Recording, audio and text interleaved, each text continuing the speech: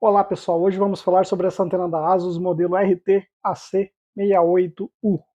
É isso aí pessoal, eu morava em um apartamento grande, tá? O apartamento tinha aproximadamente 80 metros quadrados ali, e eu só tinha a antena da Vivo. Aquela antena que quando você contrata o link de internet eles fornecem para você, era uma antena Wi-Fi, enfim, tinha rede 5G, tinha tudo, era 300 MB na época, e funcionava somente ali na região da sala. Quando eu ia para os outros quartos, quando eu mudava de cômodo, às vezes caía, tinha muita interferência no prédio, enfim.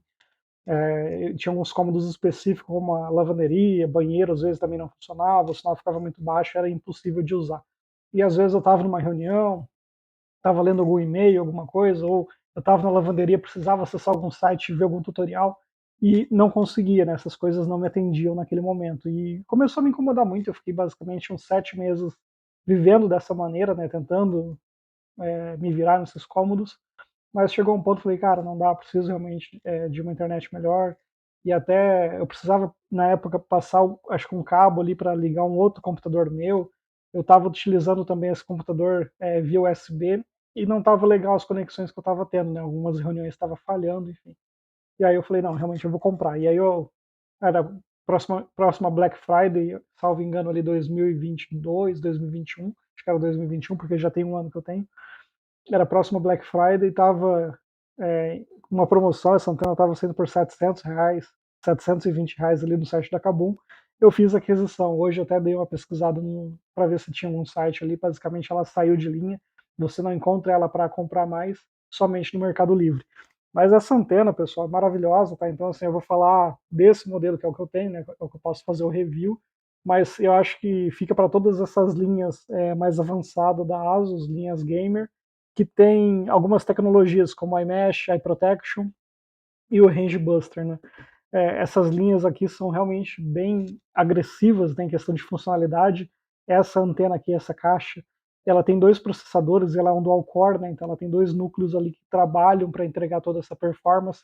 Por isso que ela consegue ser uma antena premium, né, ela consegue te entregar muito mais velocidade em diversas faixas, em diversas bandas, sem ficar lento para outras pessoas ou sem ficar gargalando na velocidade, na performance, né? Se vocês até pesquisarem esse modelo na internet, vocês vão ver aí que algumas pessoas no AliExpress, outras pessoas no YouTube, enfim, eles utilizam coolers atrás dessa antena, né? Porque dizem que esquenta. Para mim nunca esquentou tanto, tá? Para mim é bem tranquilo. Talvez é porque eu tenho um pouco de noção de tecnologia e eu não deixo todas as funcionalidades dessa antena ativada. Ela tem funcionalidade de firewall, tem funcionalidade ali de antivírus, diversas questões de segurança. Eu vou ativar, eu vou conectar aqui, a gente faz conectar no computador, vou mostrar para vocês todas as funcionalidades que ela tem no computador, de cabeça eu não sei, tá? Mas ela tem muita funcionalidade, se você obviamente usar tudo que ela está te entregando, você vai sim consumir o CPU e vai deixar essa antena talvez um pouco mais lenta e com certeza isso vai esquentar, né? Você vai transformar esse uso em calor, tá? Então, como eu uso o mínimo isso, para mim essa antena quase não esquenta. Ela esquenta sim, mas é muito pouquinho, é uma coisa bem saudável. E até onde ela fica, hoje essa antena, depois eu vou colocar uma foto para vocês aí, essa antena fica na frente do ar-condicionado, tá? Então se ela estiver esquentando, todo dia que for dia quente, normalmente eu ligo o ar-condicionado, não consigo ficar no apartamento aqui fora do ar-condicionado, né? Esse apartamento que eu estou hoje, ele é bem menor, ele tem 45 metros quadrados, então, e o único lugar que eu posso ter ar-condicionado é no quarto, né? Então eu fiz um quarto barra escritório, e aonde fica essa Wi-Fi minha nesse momento, ela está bem em cima de uma prateleira que pega o vento do ar direto, né? Então se esquentar, vai ficar numa temperatura legal ali, porque é bem na frente do ar, né? Vou falar um pouco das funcionalidades do equipamento agora, tá bom, pessoal? Então, todos os equipamentos novos, né, acima de 300 não, todos os equipamentos novos acima de 1 GB de velocidade, vamos falar assim, que tem portas gigabit, e esse equipamento que ele tem 5 portas gigabit, uma delas é para receber a internet, né? É uma conexão de WAN, e 4 portas são conexões LAN, né? Então você pode conectar até 4 dispositivos diferentes, seja notebook, telefone IP, computadores, enfim. Então você pode conectar até 4 computadores ali e uma entrada de internet, tá bom? Se você quiser trabalhar com failover, tem também duas portas de USB, uma USB 3.1 e a outra USB 2.0. Você pode colocar aquele token de USB que tem um chip de operadora, né, operadora Vivo, alguma operadora aí de sua preferência, e você pode ter um failover de internet via 3G, 4G, tá bom? Isso aí também é uma funcionalidade desse equipamento. Ele também tem uma segurança comercial que eles chamam de Eye Protection, que é da Trend Micro. Ele é vitalício, basicamente. Enquanto você tiver o equipamento funcionando, isso vai estar ativo, tá? Eles não cobram nada. E os concorrentes da ASUS normalmente dão essa feature somente por 3 anos. A ASUS é diferente. Enquanto o equipamento estiver existindo, você conseguir utilizar ele, isso vai estar ativo para você e você vai ter essa segurança da Trend Micro. Isso é muito legal, tá, pessoal? É uma das coisas que eu mais utilizo, porque é o que eu vejo que faz sentido para mim no dia a dia. Não que eu eventualmente vou cair num golpe, estou sujeito a isso, sim, é claro, sou humano, mas eu coloco mais questão minha esposa. Às vezes uma visita vem aqui, ela clica num link malicioso, não tem tanta noção de uma coisa ou outra e pode ser enganada. Eu também posso ser, obviamente eu tento sempre tomar os máximos cuidados, mas a gente está suscetível ao erro porque nós somos humanos, tá bom? Então, primeiro ponto, tá? 5 portas gigabyte, tem 2 portas USB, uma 3.1 e a outra 2.0. Você pode fazer desse equipamento também um servidor de compartilhamento de arquivos, um servidor Samba, e a ASUS chama isso de cloud pessoal, né? É o iCloud deles, é uma cloud exclusiva pessoal sua, tá? Que você vai conectar o seu HD numa portinha USB ali, você vai ter acesso aos seus arquivos e você vai criar essa sua rede iCloud exclusiva da ASUS, tá bom? Ele também tem controle paternal, que é uma coisa muito legal para os pais, né? Então, se os pais querem restringir que o filho não acesse a internet de madrugada para ele dormir, você pode colocar esse limite de horário, né? Então, seu filho só vai poder acessar a internet ali até as 11 horas, depois disso a internet vai ser cortada. Você pode criar bloqueios por URL também. Então, se você quer que o seu filho não acesse algumas URLs específicas, você pode bloquear essas URLs também para ele não ficar acessando URL, links, tá bom? Endereços de internet. Essa antena também da ASUS, a ASUS também tem uma tecnologia, isso outros fabricantes também têm, eles chamam de iMesh, que você pode conectar a mesma estrutura de rede, né, de antenas de conexão, dessa antena você pode conectar em outras antenas da ASUS também, tá? Elas se comunicam e elas se conversam, essas redes, eles chamam isso de iMesh, porém você tem outros fabricantes como Aruba, HP, TP-Link, você tem essas redes meshes, que elas se comunicam, se conversam, são muito mais eficientes, né? Mas eu vejo que para a maioria das pessoas, grande população, ter mais de uma antena no mesmo ambiente residencial é desnecessário, a não ser que a gente esteja falando de uma casa de 300 metros quadrados, 200 metros quadrados, com muitas paredes e muito concreto no meio que possa dar interferências para isso ser necessário, né?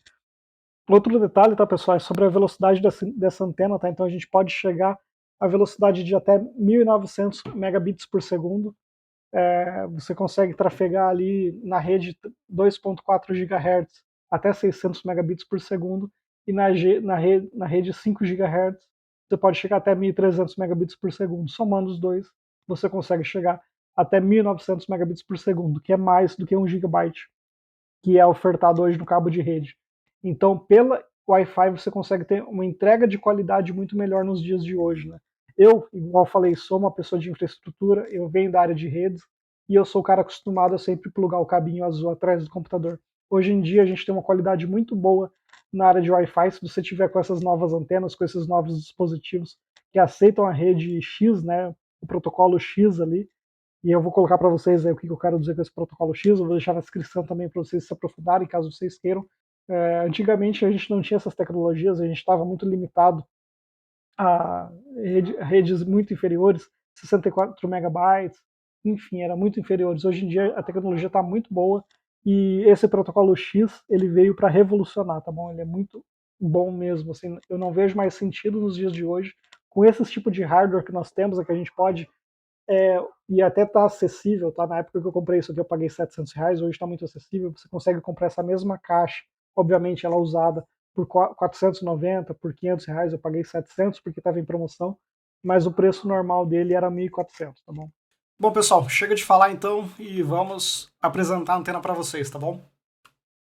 Estou fazendo login aqui na antena. Ok, então assim que a gente faz o login, a gente já cai no mapa de rede, onde a gente pode verificar quais são os clientes que estão conectados na minha antena, ou no próprio roteador completo, né? A gente já verifica também qual que é o nome da rede, né, do 2.4 GHz e das 5 GHz, quais são os nomes que a gente tem ali, qual é o tipo de criptografia e qual é a senha que está sendo utilizada naquele momento, né? O mais importante aqui, tá, pessoal, nessa tela aqui, é vocês utilizarem o método de autenticação correto, que seja somente o AES, tá? Então vocês utilizam o WPA2, que é mais seguro, e o padrão de criptografia AES, que ele vai dar uma performance melhor na transferência de dados para vocês, tá bom? Utilizar o outro método ali, que pode ser o personal, quando você utiliza o TKIP mais o AES, ele perde um pouco de performance na taxa de transferência dos dados, tá? Então sempre utiliza o AES, que ele é muito mais performático. A gente pode verificar também aqui na tela status qual é o consumo de cada core, quanto a gente está consumindo da caixa naquele momento e qual é o consumo de memória. A gente também consegue ver ali o que está conectado, né, no roteador, então a gente pode ver que tem um cabo de WAN conectado, um cabo na porta LAN 1 a 100 megabits por segundo, um cabo na porta 2 a 100 megabits por segundo, na porta 3 a 100 megabits por segundo e a porta 4 está desconectado. Isso aqui são dois computadores, um é um microcomputador e outro é um computador normal, que é o meu desktop que eu estou usando agora. E esse aqui é o meu telefone IP, tá bom? E aqui é onde chega a internet, né, da própria operadora. Basicamente é isso que a gente tem nessa tela de mapa de rede. Quando eu clico aqui no planetinho aqui no mundo, eu consigo verificar quais são as configurações da minha internet, né, da minha WAN. E se eu clicar aqui nas outras interfaces, eu consigo ver quais são os outros dispositivos que estão conectados, né? Então aqui é o microcomputador que eu falei, o meu workstation, e o meu telefone IP que eu tenho, tá bom? No caso, como eu alterei a senha agora há pouco, ele só está mostrando os meus devices com fio, sem fio não está aparecendo nada. No iMesh eu não tenho outra antena da ASUS conectada, né? Então eu não tenho outro dispositivo, por isso que ele não aparece nada aqui, tá bom? Falando agora sobre o iMesh, né? Vamos mudar aqui para a próxima etapa, né? Então quando a gente fala de iMesh, a gente pode ter diversas antenas da ASUS conectadas em uma única antena central, uma antena principal, e essas outras antenas conectadas na antena principal vão receber as features da principal, tá? Então digamos que eu tenho Eye Protection na primeira antena, as outras antenas vão pegar essa segurança, essas camadas de segurança que tem ali, tá bom? Isso é o que é o iMesh deles, tá? Aqui não vai, conforme a tela anterior é a mesma coisa, a gente consegue ver os dispositivos com fio e os sem fio. A rede a gente consegue verificar qual é a velocidade que está trafegando os dados, né? Então o tipo de conexão ele pega IP automático, não é um IP estático, né? Tem as taxas de transferência, né? Transmissão e recepção de dados.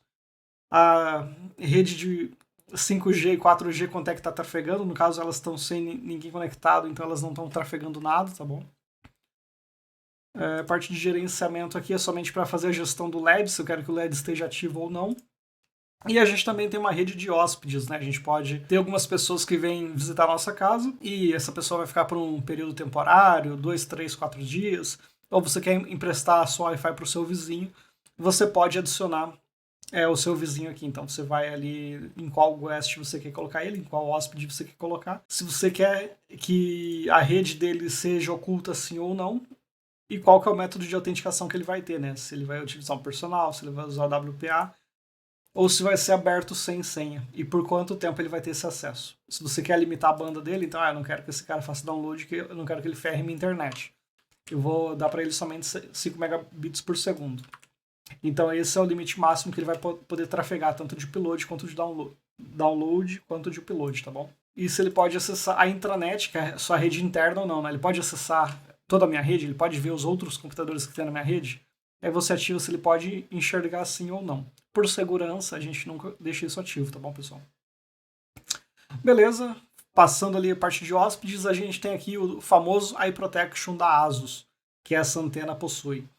Eles têm uma parceria com a Trend Micro, então enquanto eu tiver essa caixa funcionando, essa caixa ok, eu vou ter acesso a isso aqui. Isso aqui eu não pago nada por mês, ela é 100% gratuito para quem comprou esse device. E essas são as seguranças que nós temos, né? Eu estou com ela ativado, porém eu só utilizo, salvo engano, 2 features, tá? Que é a primeira e a segunda. Então a gente pode verificar aqui quais são os bloqueios que ele faz, né? Os eventos de segurança. Quais são os devices que ele bloqueou. Então do meu workstation ele bloqueou 688 ameaças.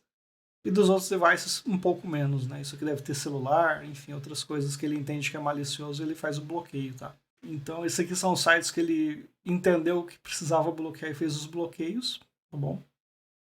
Site de scam, ilegal, phishing, e aí ele vai validando quais são as coisas que ele verificou.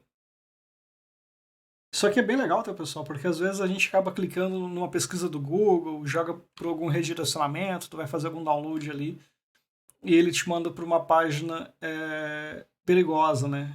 Você não sabe ali o que você tá, para onde você está indo, o que é, enfim. Então isso aqui é muito legal, tá?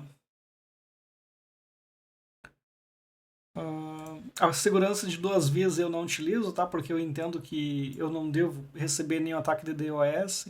Eu não tenho nenhum servidor rodando nessa minha caixa, nesse meu roteador, né? Não tenho nenhum servidor ali, nenhum serviço exposto que possa dar à pessoa a intenção de fazer isso, né? E até como o meu IP é dinâmico, ele fica trocando semanalmente, a cada 3 dias aí. Também não entendo que não faz sentido isso aqui, porque eu não vou. Dificilmente eu vou sofrer um ataque de DOS ou expande alguma coisa, enfim, isso aqui para mim não faz sentido, por isso eu deixo desativo, porque se eu deixar isso aqui ativo eu vou consumir processamento da caixa desnecessário, né? Isso aqui também foi algum ataque que eu tive, né, da minha workstation para esse destino aqui, tá? Então ele acabou entendendo qual que era o serviço que estava atacando lá, qual que é o que aconteceu nesse momento aqui, né? O bloqueio e prevenção do dispositivo infectado evita que o dispositivo de rede infectado seja subjugado pelos botnets ou zombies e roube informações sensíveis ao ataque a outros computadores, né? Então ele verificou que eu estava com alguma ameaça ali dessa fonte para esse destino aqui. Ele fez o bloqueio para não ter problema, né? Eu estava até tentando acessar esse endereço para entender o que era isso aqui, conta-gotas. Eu não faço nem ideia o que é isso aqui. Alguém que tem uma hospedagem no local web poderia ter sido atacado, tá utilizando para alguma ação maliciosa. Não entendi direito por que foi para esse destino. Não sei se na época eu estava fazendo algum teste para alguém e eu fui direcionado para isso aqui, tá? Bom, enfim, isso aqui é a parte do AI Protection. Espero que tenha ficado claro para vocês aí tudo que ele consegue fazer, quais são os bloqueios que ele consegue atingir, né? Ter. Isso aqui é muito legal, tá? Vamos agora para o controle paternal, controle dos pais, né? Então a gente pode bloquear via filtros URLs, né, endereços. Eu estou ativando aqui, deixa ele carregar. Ok, carregou. Então eu posso bloquear conteúdo adulto aqui. Eu não consigo abrir mais, beleza. Então eu consigo bloquear pornografia, sites ilegais que tem a violência também, e coisas ilegais, e site de apostas. Mensagens instantâneas, comunicação.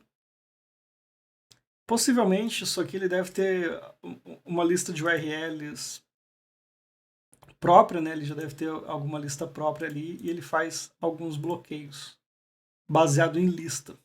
Deixa eu ver se ele fala aqui. Filtro web, aplicativo, bloqueio, sites não desejados. Filtro. Ele não fala como é que ele faz esse filtro, tá, pessoal? Mas assim, entendendo que é um hardware limitado e ele não tem uma atualização diária disso aqui, ele não é igual a um FortiGate, possivelmente ele não é igual a uma caixa de um firewall personalizado que ele consegue ler o conteúdo em camada 7 e fazer os bloqueios em camada 7, tá? Isso aqui possivelmente é uma lista de URLs que ele tem ali e ele faz o bloqueio das coisas mais que ele mais conhece, né, que estão mais ranqueadas ali.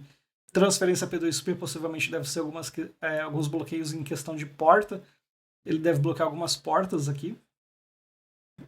Isso aqui também possivelmente deve ser portas e endereços de internet que ele deve fazer o bloqueio, tá? Vou desbloquear, né? Porque para mim não faz sentido ter esse bloqueio. Afinal, eu preciso pesquisar muita coisa, enfim. E quando a gente coloca esses bloqueios, você acaba travando alguns sites que você pode utilizar no seu dia a dia, tá? Esses tempos atrás, até na empresa que eu gerencio, o servidor de DNS deles, né? A gente faz alguns bloqueios via DNS. E um dos diretores tinha perguntado se ele estava com algum bloqueio lá. Eu falei, a gente colocou alguns bloqueios aí que não carrega AdSense, né? Os AdSenses do Google não funcionam. E aí ele achou que ele estava com algum bloqueio de rede lá. Eu falei, na verdade, isso aí é um bloqueio somente de uma propaganda, tá bom? Não tem nenhum bloqueio na sua máquina, no seu usuário, não tem nada. É só bloqueio de propaganda no Google, que a hora que você clica no primeiro link lá, que é o link pago, você não vai conseguir entrar por ele. Aí o cara entendeu e ficou tudo certo. Bom, pessoal, vamos falar agora da programação de tempo. Eu vou ativar a programação de tempo aqui. Tudo bem, quando a gente faz essa programação de tempo, então na coluna nome cliente, a gente coloca o dispositivo que a gente quer gerenciar. A gente pode clicar no ícone de editar para fazer edição ali e a gente faz a gestão das horas, né? Qual é o horário que a gente quer que faça o bloqueio do agendamento. Ele também tem uma observação para desabilitar a aceleração de NAT, para a gente ter um controle mais preciso do nosso agendamento, tá? Possivelmente a aceleração NAT, ele deve fazer algum cache, seja de DNS ou algum tipo de cache no roteador, e isso pode ficar impreciso se estiver ativo. Então aqui a gente coloca se a gente quer bloquear 100% ou se a gente quer trabalhar por hora. Vou colocar por hora, vou colocar o meu micro PC aqui, clico em adicionar e ele vem aqui para baixo, né? Então tem aqui meu device e eu posso clicar ali na gestão do tempo e eu consigo aí colocar qual é o horário que ele vai ficar offline, né? Que o dispositivo vai ficar desativo, ele não vai estar com internet. Então ele inicia às 9 horas da noite até às 7 horas da manhã. Então esse horário aqui, a Wi-Fi, toda a internet vai parar de funcionar durante esse período aqui. E ele volta a funcionar no período comercial, vamos chamar assim, tá?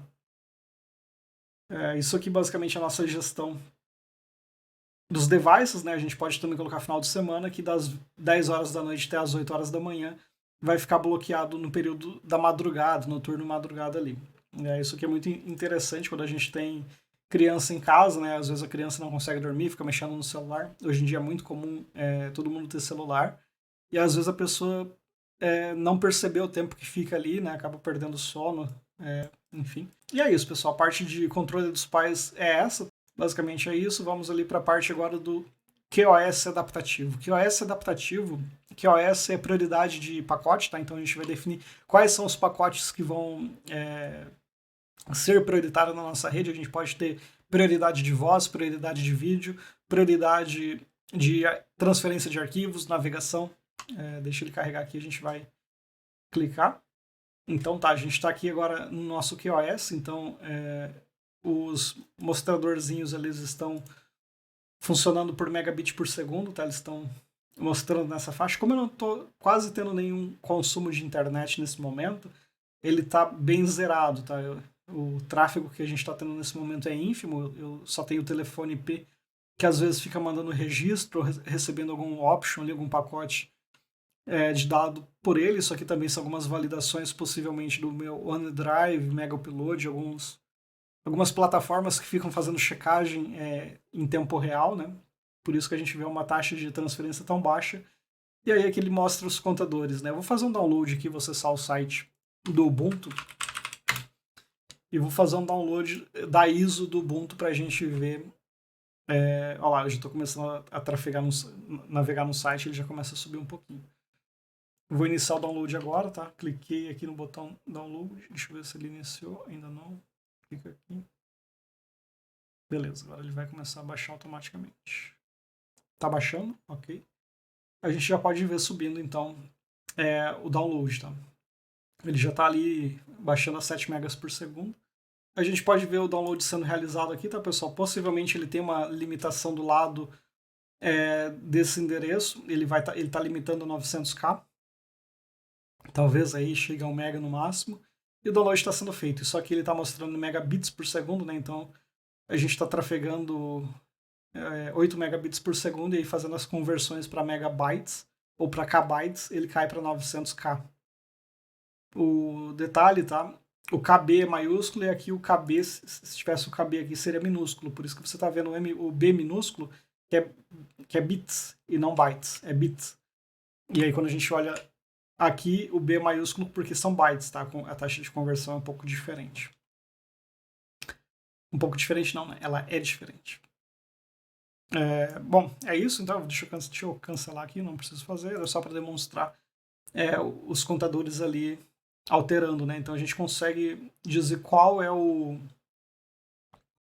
a prioridade que a gente quer para a nossa navegação naquele momento, né? Eu deixo sempre ativado, isso aqui é muito importante, tá? Para a gente ter uma melhor performance no nosso dia a dia. Eu deixo ele adaptativo, poderia deixar tradicional ou com algum limitador de banda, né?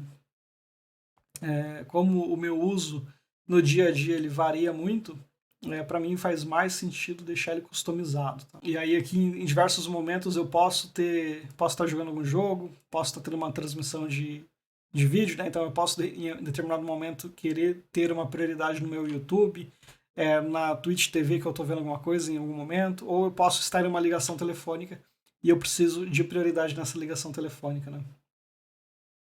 Posso olhar aqui quando eu clico no adaptativo, eu consigo olhar qual que é a prioridade, no que ele dá prioridade no momento.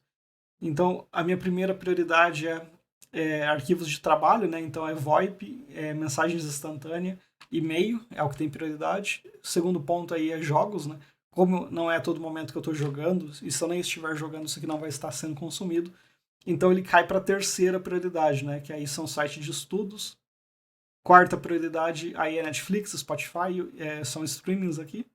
E aqui navegação na internet, né? Qualquer outro site aí que não seja para trabalho, transferência de arquivo fica em último. E os outros é tudo que não está nessas categorias aqui.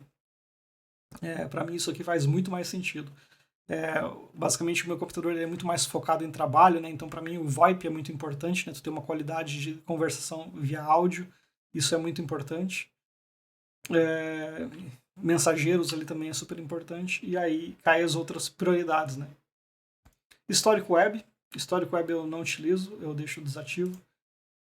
Na verdade, acho que eu nunca tive essa opção. Para mim, eu não entendo como se aplicaria o QoS em histórico web, né? Vamos ver isso agora. Cara, demora para carregar esse cara aí. Bom, carregamos. Deixa eu fazer um teste, vou atualizar aqui num site para ver se ele aparece aqui. Atualizar.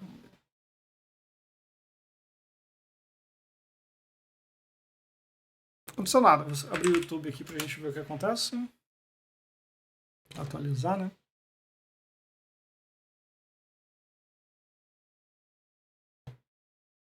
Pessoal, não aconteceu nada, não. Tentei abrir aqui, não deu nada, tá?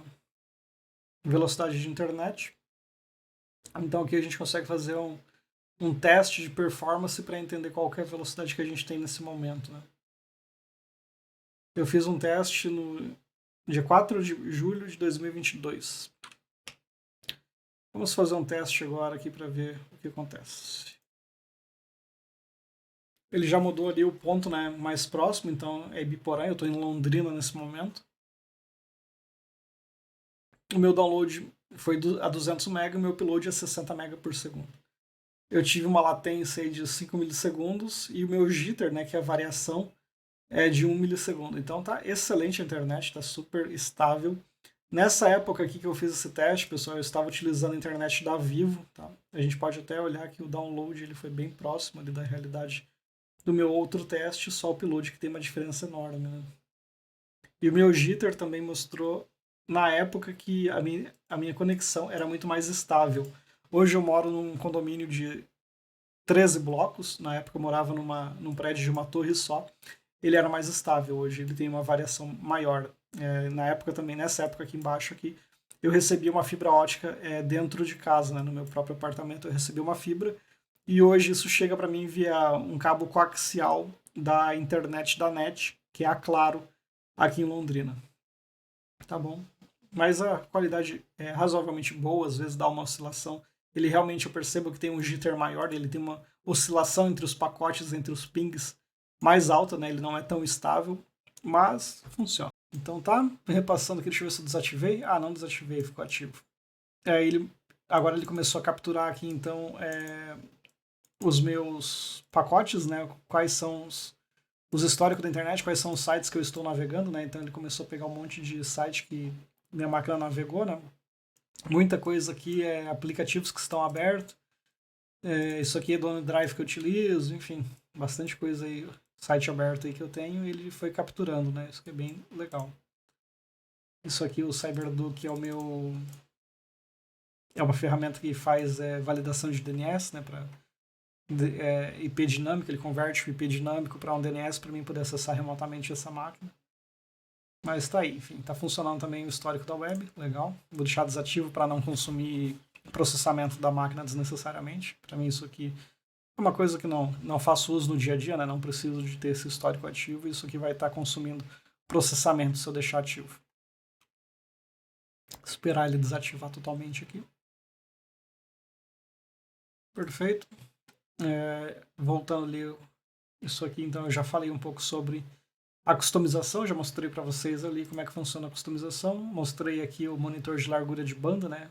Quando eu estou fazendo download, ele vai demonstrar aqui no baixar, ou se eu estou fazendo upload, ele mostra aqui. Isso aqui é só um visual, tá, pessoal? Isso aqui não faz muito sentido utilizar no dia a dia também, né? Você não fica com essa página aberta 24 horas monitorando o seu tráfego. Mas é legal, se em algum momento você tiver alguma dúvida, quiser saber como é que tá, é importante ter isso na mão, né? Que ele é bem rápido. Aqui também a gente consegue ver a análise de tráfego, né? Deixa eu mudar aqui para alguns dias atrás, né? Vamos colocar no dia 7 de março.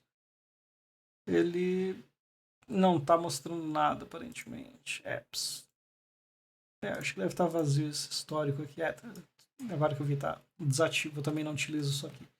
Então a gente pode ver que ele tem diversos monitores de tráfego, né? Só que eu não utilizo exatamente esses monitores de tráfego porque, como eu falei, não faz sentido a gente ficar monitorando isso em casa, tu consumindo um monte de CPU do seu device ali, sendo que, pô, pra que tu vai querer saber quanto de internet você tá trafegando naquele momento? Pra que tu vai... Entendeu? Pelo menos assim, no meu caso, não faz sentido eu saber quanto de internet eu tô trafegando. Eu preciso da internet para trabalhar e quanto eu vou usar, não importa. Eu preciso que ele tenha a maior performance possível, né? Agora, se eu tô desconfiado que a operadora não tá me entregando a máxima qualidade ou a máxima velocidade que eu contratei, aí tudo bem, eu vou ativar isso aqui, vou utilizar isso aqui por um tempo específico e depois eu vou cancelar, né? Não vou deixar isso aqui ativo sempre, porque ele vai gerar muitos dados aqui, vai deixar a caixa lenta, vai consumir muito CPU da caixa de uma maneira desnecessária, tá, pessoal? Então eu não vou me aprofundar muito nesse item também, porque eu não entendo necessidade nisso aqui, tá? Mas se para você faz sentido, aí tu dá uma pesquisada melhor, enfim, tu viu que essa funcionalidade existe e vocês podem estar utilizando, tá? Bom, pessoal, essa aqui é a parte de games, né? Então a gente consegue ver alguns games aqui que dá para fazer algumas priorizações, né? Ele vai possivelmente ativando isso aqui e configurando o OpenNAT, que é aqui embaixo. Ele deve escolher algumas rotas melhores, né, para a gente poder jogar. O único jogo que eu jogo de todos isso aqui é o Dota. Tem CSGO, tem Diablo, enfim, o jogo que você quiser jogar, verifica se tem aqui e aí vocês fazem o teste, né? Eu vou depois tentar ativar isso aí e fazer um teste para ver se dá alguma diferença, mas possivelmente isso aqui ele vai se conectar em outros outros endpoints, né, em outros IPs que estejam mais próximo do meu servidor para tentar ter uma latência mais baixa, tá? Normalmente isso aqui não funciona, ou se ele funcionar ele vai ter uns 10% de melhora ou 15%. Em muitos casos isso pode ser muito ínfimo, tá? O que mais importa mesmo é como é que a internet chega na sua casa. Se ela chega por par trançado, um cabo coaxial ou uma fibra ótica. Isso aí é o que vai significar 90% da sua conexão. Isso aqui ele pode ajudar, mas não é nenhuma garantia, tá bom? Eu vou ver se eu faço um teste, se eu conseguir testar legal e realmente aparecer uma diferença, eu posto no meu Instagram ou eu posto aí no short aqui do YouTube e vocês podem verificar isso depois, tá? Mas não é o principal da nossa análise nesse momento. Temos também aplicativos USB, né? Então a gente pode instalar algumas coisas via USB aqui para a gente estar utilizando. Conforme eu falei para vocês ali, a gente pode utilizar um dongle de 3G ou 4G para ter como redundância da nossa internet, né? Então se o nosso link principal cair, a gente pode utilizar isso aqui para continuar navegando na internet e todos os devices que estão conectados a esse roteador. A gente pode colocar um servidor de impressora, né? Então a gente pode utilizar o USB 2.0 e conectar uma impressora ali. Um print server, no caso, né? Tem muitas empresas que utilizam print server, que a impressora não tem Wi-Fi e você precisa converter aquela impressora para Wi-Fi. Aí você pode utilizar o seu próprio roteador para fazer isso. Você pode ativar o P2P, que é um roteamento de arquivos, né, de multimídia. Você pode plugar aqui dentro um USB, dentro desse roteador, colocar um dispositivo USB ali, um HD externo, um pendrive ali com uma capacidade legal, e pode fazer uma central de arquivos, né? A própria Asus chama isso de IDs, que tem aqui também, que você pode compartilhar até os seus dados ali via internet. Eu recomendo, tá, pessoal, não utilizar essas funcionalidades de colocar os seus dados expostos na internet, principalmente se a gente estiver falando de dados sensíveis, né, foto sua pessoal, documentos pessoais, ou se algum desses HDs tiver esse tipo de arquivo, é muito perigoso, porque se uma caixa dessa tiver uma vulnerabilidade, a pessoa conseguir explorar e ela ter acesso às suas informações, ou até mesmo se essa caixa ela poder sofrer um ataque de brute force e a pessoa achar sua senha, ele vai conseguir ter acesso a todos os seus arquivos, tá? Então eu não acho legal utilizar arquivos pessoais para a internet, porque hoje em dia a gente tem o Google Drive, você tem o OneDrive da Microsoft, tem o Mega Upload, tem outros meios de você compartilhar esses arquivos na internet sem utilizar o seu roteador, que ao meu ver a segurança dele pode ser muito precária comparado a esses outros players de mercado que eu acabei de citar, tá bom? Você pode ativar ali também o seu Time Machine nesse roteador diretamente, pode fazer um gerenciador de downloads, né? Então se você quer fazer algum download, alguma coisa, sem estar conectado ao seu computador, você pode fazer diretamente pelo seu roteador e conectar o HD externo nele. E tem FileFlex, que é mais do mesmo que eu citei aqui nos dois primeiros ali. Eu volto a falar, não indico utilizar compartilhamentos de arquivo pela falta de segurança que pode ter um dispositivo desse. Por mais que seja muito bom, muito útil, falhas de segurança existem, tá? E a gente pode ficar suscetível a isso se a gente utilizar essas coisas. Não estou falando para vocês não usarem, mas usem com cuidado. Não deixem dados que podem ser públicos e podem prejudicar vocês, tá bom? Temos aqui também Smart Access, o Cloud Disk, que é o compartilhamento via USB. Você pode fazer dele um file storage, como se fosse um compartilhamento de arquivos. Enfim, não vou entrar em todos esses detalhes aqui, porque é uma coisa que eu não recomendo utilizar, que a gente tem outros players legal no mercado que você pode utilizar isso. Só dando um exemplo aí, se você utiliza uma conta do Google Drive, você pode conectar na conta do Google Drive pelo seu celular. Então tudo que você tiver no seu computador, você vai ter no seu celular também, e de uma maneira muito mais segura, né? Vamos aqui para configurações avançadas, tá? Então vou passar aqui sobre agora as configurações avançadas. Sobre as configurações avançadas, então aqui a gente consegue verificar algumas questões mais minuciosas, né? A gente pode deixar o nosso SSID ele público ou não. Então no caso do meu SSID eu deixo ele público, tá? Eu não oculto o nome dele, eu não deixo otimizado para Xbox e eu deixo ele dinâmico, né? Então eu posso utilizar a banda de canal 2040, que é para ter maior performance, né?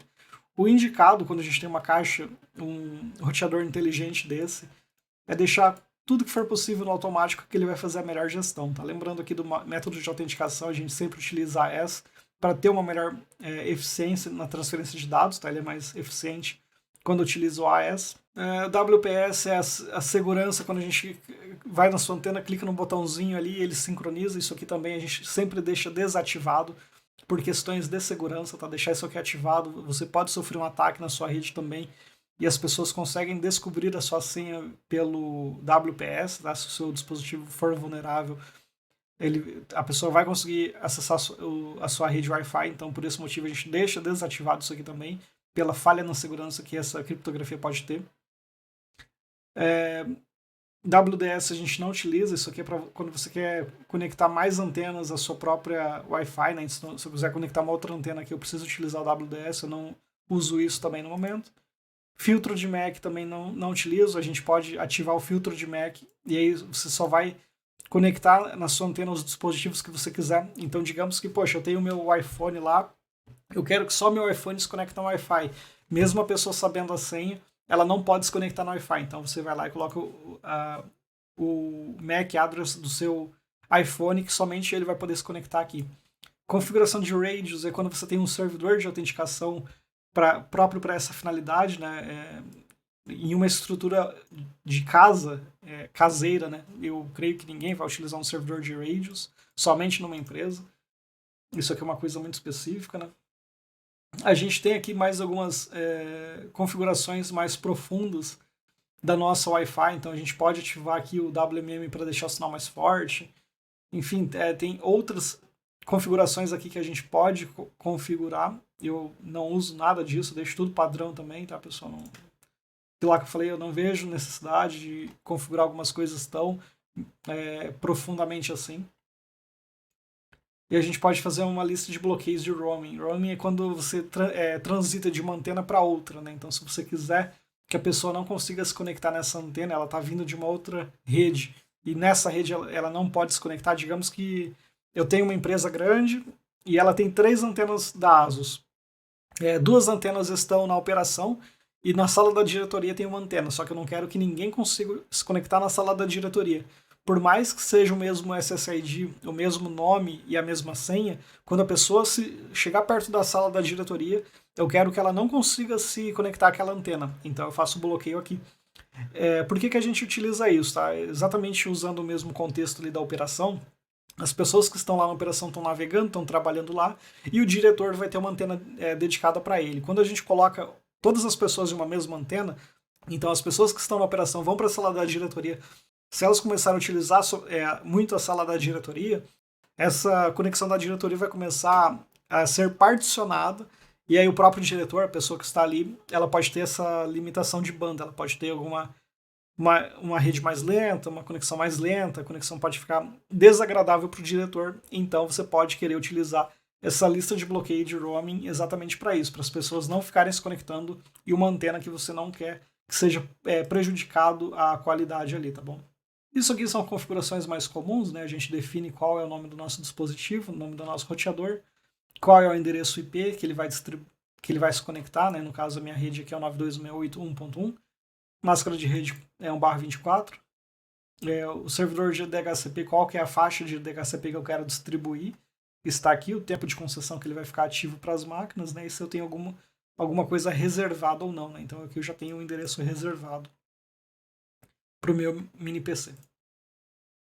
Tabela de roteamentos, eu tenho alguns roteamentos específicos, no caso, na minha estrutura atual não tem roteamento específico, mas digamos que o meu gateway de saída de internet fosse uma dessas máquinas, eu poderia, ou se ele tivesse uma rota específica, digamos que eu tenho uma rota 172.16.0.1 e eu quero jogar essa rota para cá, eu posso jogar para um outro gateway, tá? Então, tudo que for endereçado a esse cara aqui vai para essa rota aqui, tá?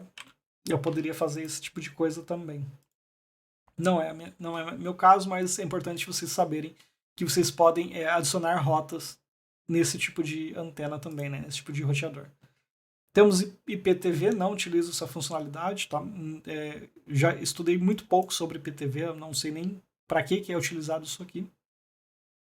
Trocar controle, isso aqui é quando a gente trafega em redes normalmente 10 gigabit, tá? A gente nunca viu utilizar numa rede gigabit normal.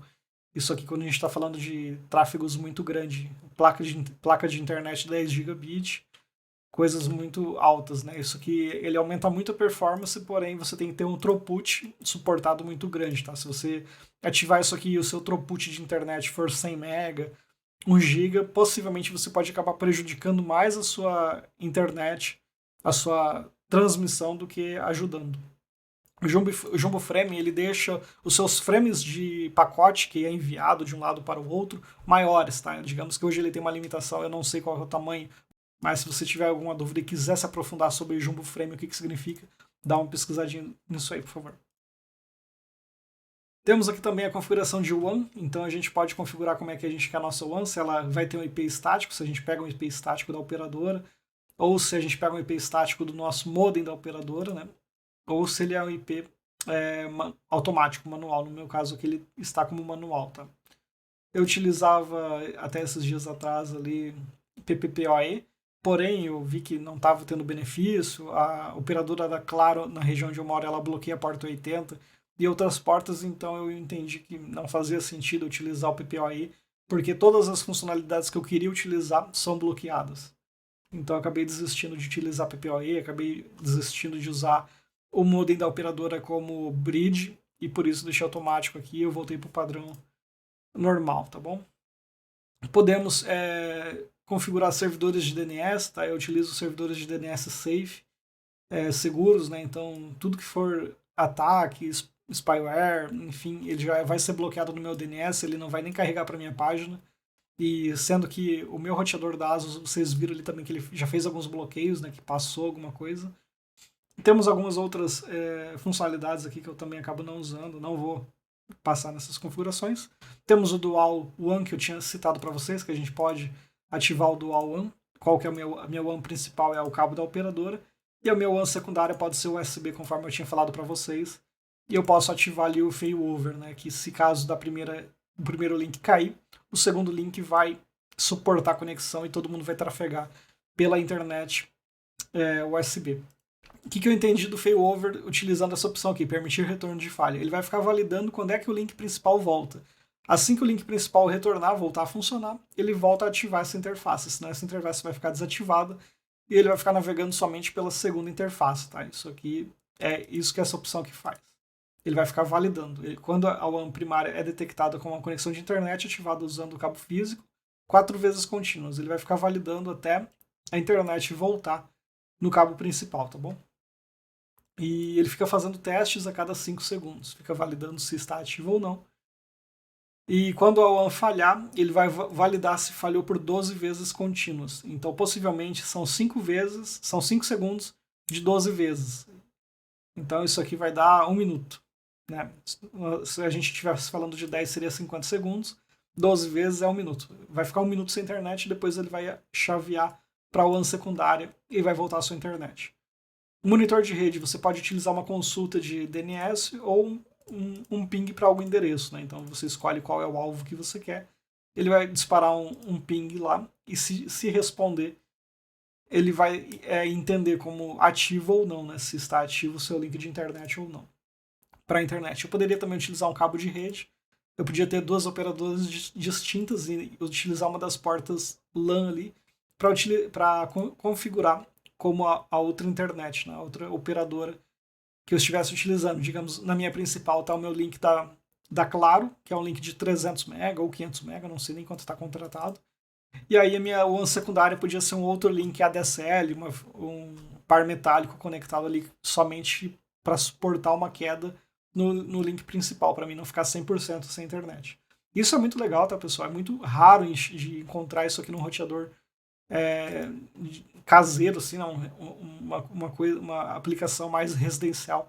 É muito raro a gente encontrar isso aqui, é muito legal ter isso disponível. Né? A gente também poderia ter um balanço de carga. O que é o balanço de carga? Ele vai tentar otimizar entre os dois links para você consumir os dois e não sobrecarregar somente um dos lados. Tá? Isso aqui é bem interessante. E eu posso configurar se eu quero 1 para 1. A cada um acesso no meu principal, ele vai ter um acesso no secundário também. Ou se o meu principal ele for mais forte, no caso, igual eu falei, se eu fosse fazer uma contratação, seria o meu link principal um link de 300 MB, 500 MB, e o meu secundário seria um link de 50 MB, uma coisa bem menor, somente para não ficar sem internet. Entendeu? Então seria possivelmente um 3 para 1, eu vejo muito mais sentido. Né? Isso aqui é bem legal. Deixa eu desativar, não uso. Porter Trigger, isso aqui, vamos ver o que é isso aqui. Pessoal, sobre Porter Trigger, eu não vou falar, tá? Porque normalmente a gente não utiliza Porter Trigger, é uma coisa muito rara de se usar, então eu não vou passar por isso aqui para não dificultar para vocês. Se alguém entender que precisa utilizar Porter Trigger, vocês dão uma pesquisada e se aprofundem nisso. Tá? O redirecionamento de portas, isso aqui sim é uma coisa já muito útil, né? A gente consegue trazer conexões advindas da internet, né? Coisas que estão vindo da internet para nós, para nossa residência, né? Então eu tenho aqui um redirecionamento. Tudo que vier da internet da porta 8280, eu redireciono para minha porta 80 do meu servidor que eu tenho aqui, né? O meu microservidor. E conforme eu tinha falado para vocês ali em outro momento, a minha porta 80, minha porta HTTP, ela é bloqueada pela Claro.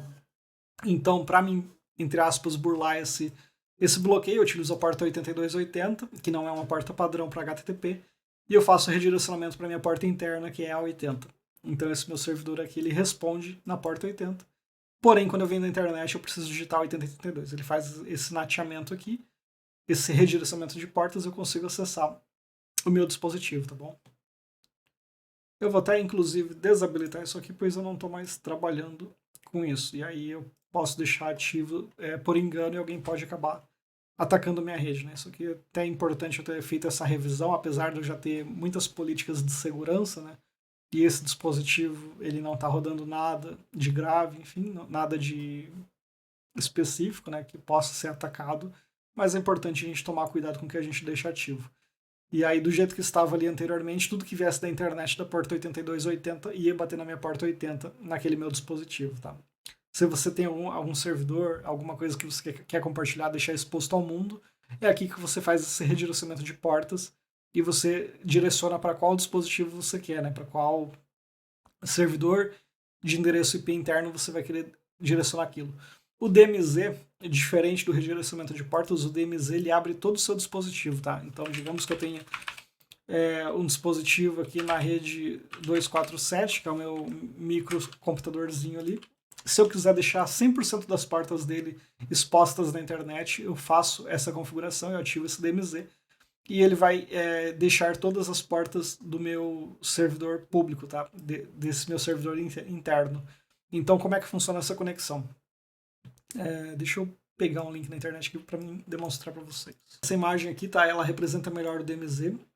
Normalmente, a rede interna vai ter esses serviços aqui, né? Então, quando a gente tem uma rede residencial que está rodando ali um Apache, um servidor de internet, um servidor de resolução de DNS e um servidor de e-mail, você tem esses serviços.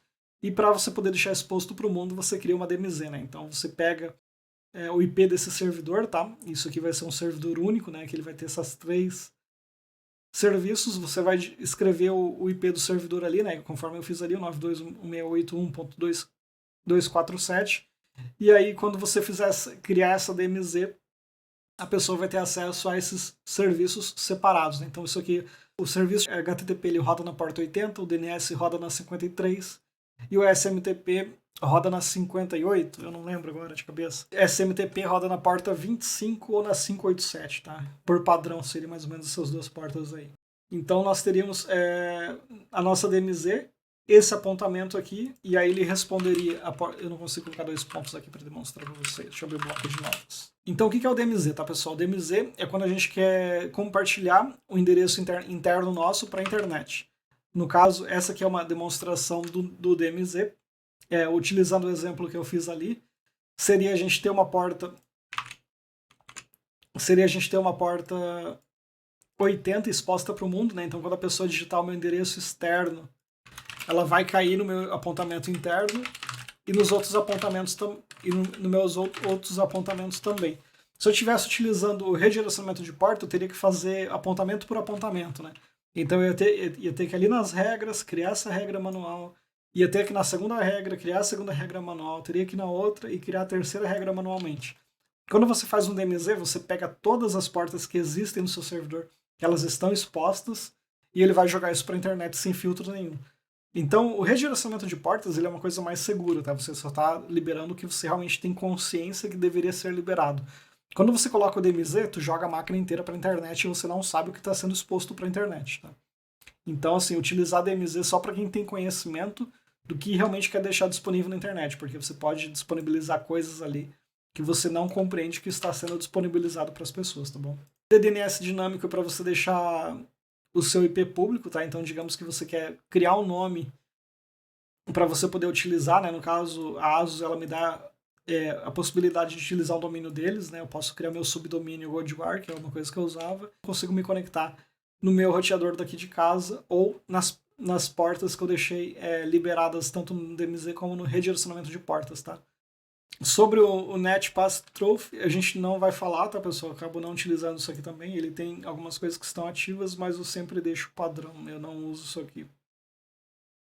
Bom, da parte 1 é isso, IPv6 eu também não vou comentar, ele está até desativo. Sobre VPN, isso aqui é muito legal. Quando eu fiz a aquisição desse roteador, para mim foi um dos fatores decisores, né? Eu achei que eu ia até utilizar mais essa funcionalidade, porém, hoje, como eu trabalho home office, eu acabo não precisando de utilizar essa funcionalidade.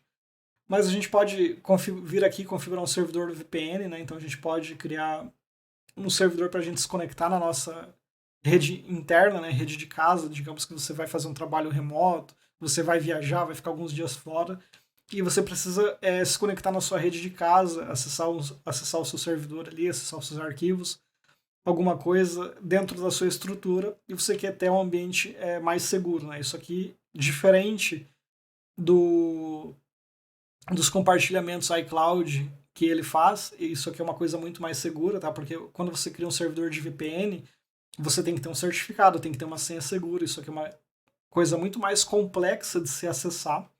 do que simplesmente um aplicativo iCloud que pode estar desatualizado, tá bom?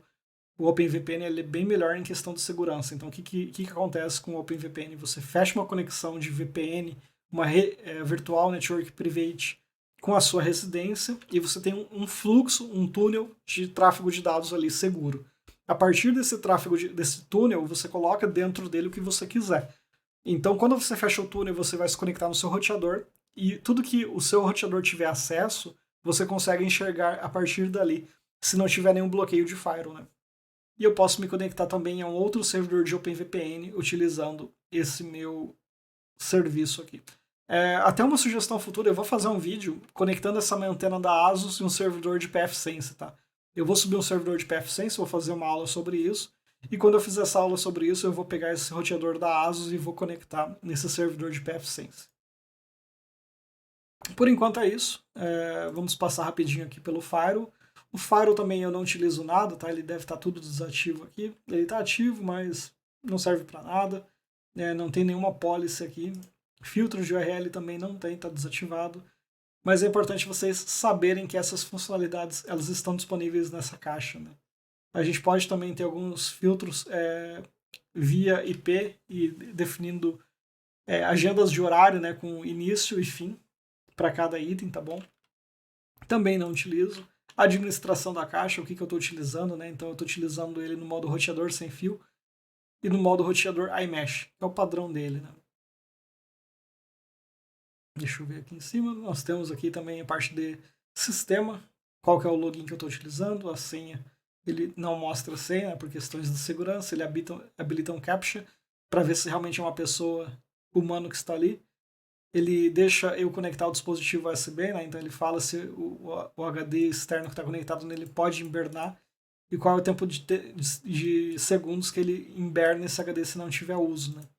O modo de uso, se é um HD, se eu estou utilizando ele em 3.0 ou 2.0, configuração de horário do meu roteador, para mim conectar ele num servidor de horário.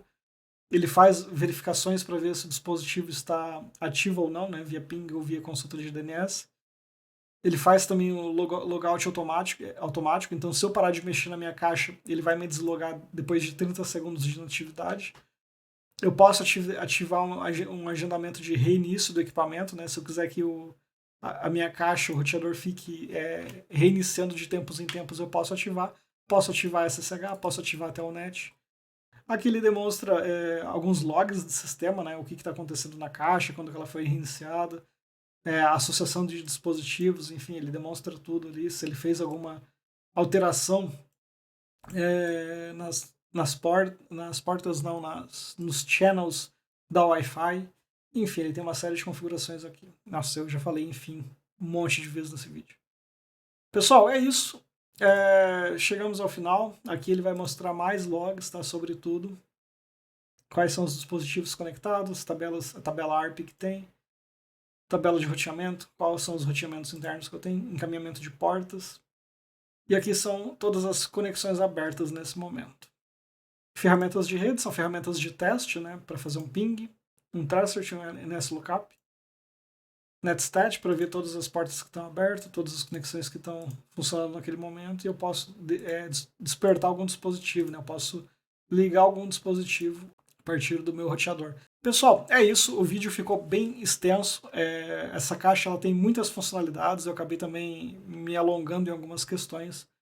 Eu vou deixar bem categorizado aí no vídeo para vocês verem o que vocês realmente querem entender nessa caixa, quais são as dúvidas que vocês têm. Se você curtiu o vídeo até agora, se você gostou dessa review, foi bem extensa, foi bem trabalhoso produzir isso para vocês, eu espero que vocês tenham gostado. Se você é novo no canal, já se inscreve no nosso canal, se você curte conteúdo de tecnologia, se inscreve aí, dá aquele like para nós aí para fortalecer. Valeu, falou!